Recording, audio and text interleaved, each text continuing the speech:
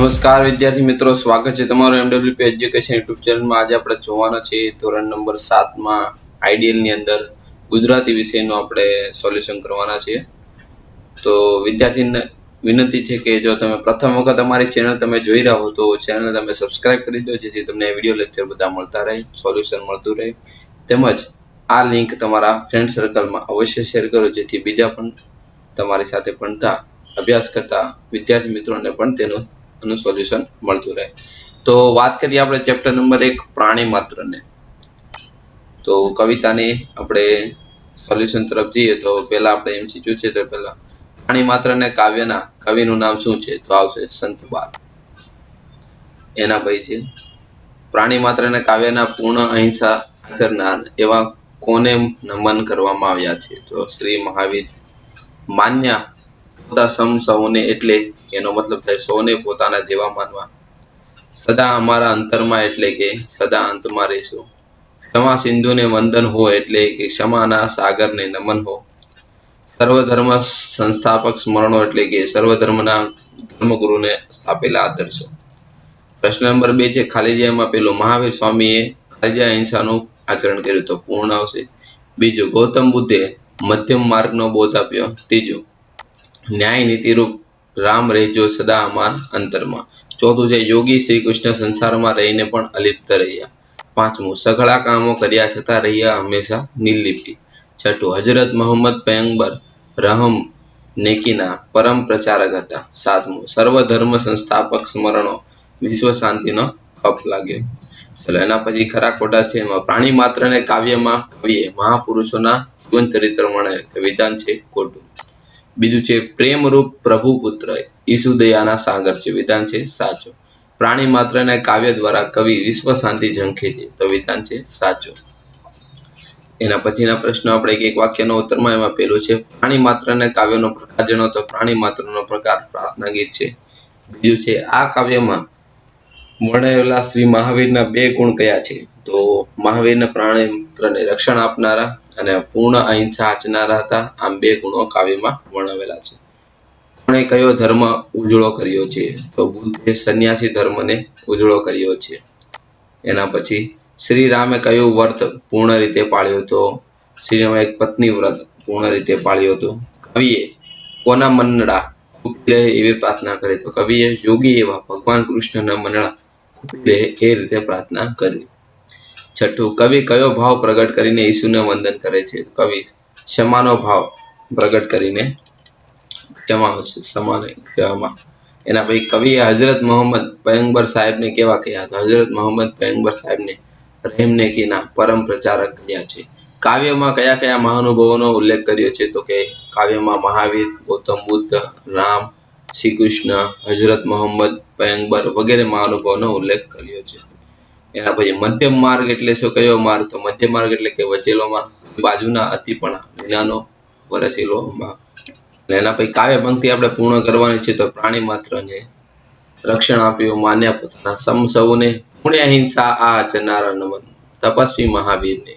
જનસેવાના પાઠ ભણાવ્યા મધ્યમ માર્ગને બતાવીને સંન્યાસીઓ ધર્મ ઉપજાવ્યો વંદન કરીને બુદ્ધ તને।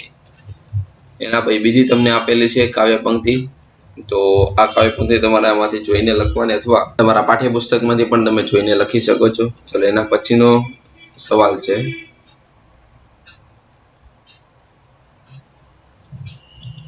પ્રશ્ન નંબર 8 છે નીચેના પ્રશ્નોના માગ્યા મુજબ જવાબ આપણે લખવાના છે। એમાં નીચે આપેલા વાક્યોનો ભાવ દર્શાવતી કાવ્ય પંક્તિ કઈ છે?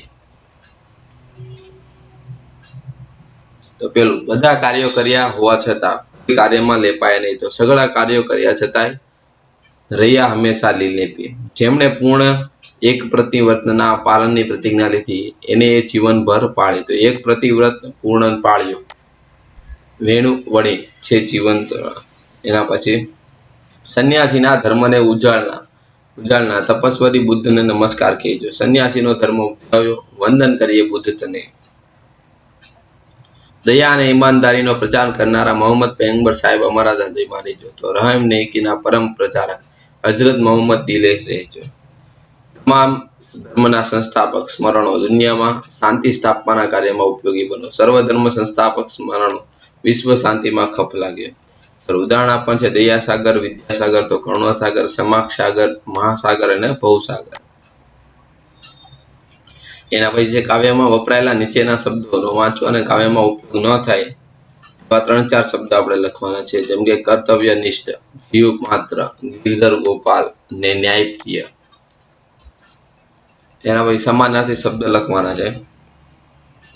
તો સમ એટલે સરખા, સૌ એટલે બધા, જન સેવા એટલે માનવ સેવા, નમન તો વંદન, મધ્યમ તો વચલો, સંન્યાસી તો સાધુ, માર્ગ તો રસ્તો, ટેક તો પ્રતિજ્ઞા, જીવતર તો જીવન, અંતર તો મન, નિર્લેપ તો અનાસક્ત, ક્ષમા તો માફી, સિંધુ તો દરિયો, રહેમ તો દયા. વિરુદ્ધાર્થી શબ્દ તો રક્ષણનું ભક્ષણ, ભક્ષણામ છે ભક્ષણ, અહિંસા તો હિંસા, પૂર્ણ તો અપૂર્ણ, ન્યાય તો અન્યાય, પ્રેમ તો નફરત, પવિત્રનું અપવિત્ર, સ્મરણ વિસ્મરણ, શાંતિ અશાંતિ.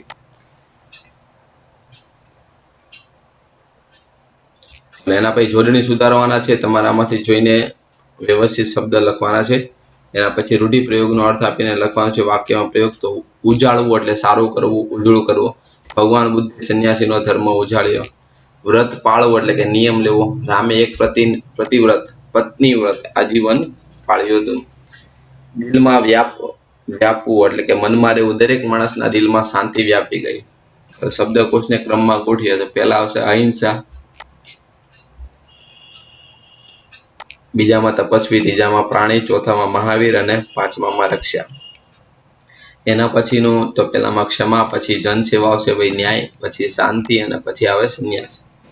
એટલે એક શબ્દ સમૂહ માટે એક શબ્દ છે. જેને સંસારને ત્યજ્યો છે તેને તો સંન્યાસી. યોગ સાધના કરનાર યોગી. લેપાયા વિનાનું નિર્લેપી. ક્ષમાના દરિયા જેવું ક્ષમા સિંધુ. જરતૃષ્ટને લગતું જરદોસ્તી આવશે, જરદોસ્તી આવે. યોગ્ય વિરામ ચિહ્ન મૂકીને ફરીથી ફકરો લખવાનો છે. તમને અહીં આપેલો છે, આમાંથી જોઈને તમારે લખવાનો રહેશે. ચલો હવે એના પછીનો અર્થ વાંચવાનો છે અને કયો વિકલ્પ સાચો છે તે તમારે કહેવાનો.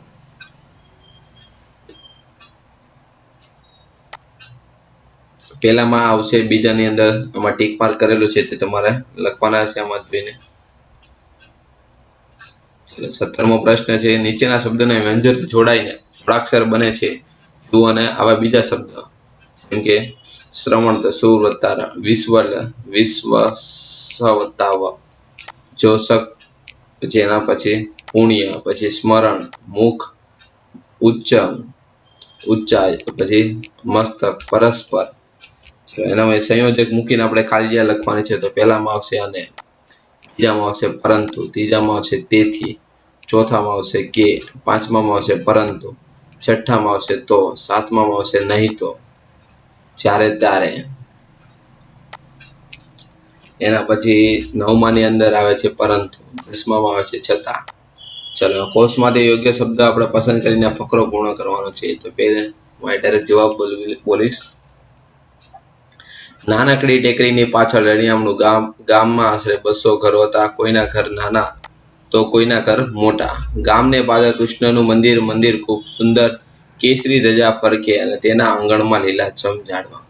તેની ઉપર રમગે પક્ષીઓ કિલોલ કરે અને મંદિરમાં પિત્તળનો ઘંટ બાંધેલો. તેનો મધુર રણકાર સવાર સાંજ આખા ગામમાં ગુંજી રહે. આરતી સમયે તો અહીં ઘણી ભીડ રહે. તો વિદ્યાર્થી મિત્રો, આ તો આપણે કાવ્ય નંબર યાની પાઠ નંબર પહેલાનું સોલ્યુશન. હવે નેક્સ્ટ વિડીયો લેક્ચરમાં આપણે આના પછીનું સોલ્યુશન જોવાના છે. તો તેના માટે ચેનલ તમે સબસ્ક્રાઈબ કરી દો. Thank you. જય હિન્દ, જય ભારત.